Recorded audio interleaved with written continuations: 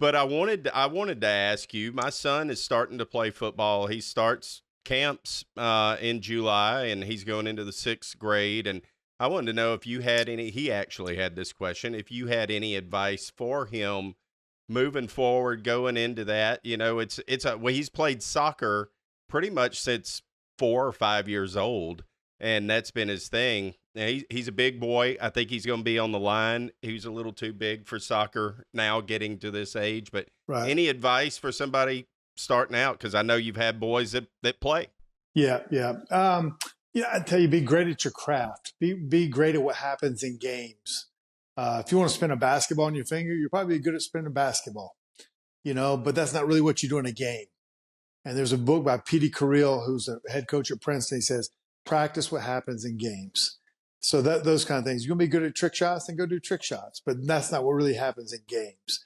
And so my dad always says, he always taught me a couple things. It's better to be prepared and not have an opportunity than to have an opportunity and not be prepared. So that kind of thing happens. And another thing my dad said, he said, everyone practices when you go to practice, we all practice.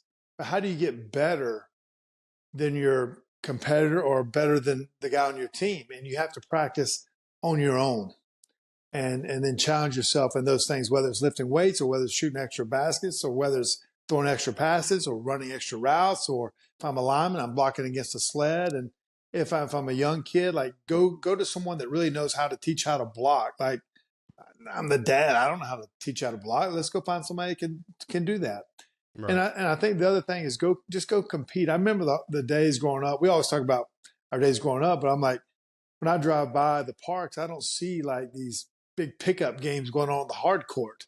Yeah. I see someone, hey, I'm going to Atlanta. I got a trainer. Like, no, go on the hard court. Play shirts and skins, man. Like, go compete. Go to the rec center. Yes. Yeah, go Right. compete. And winner stays and loser sits. That's Yep. it. That's right. it. Your That's spots, exactly.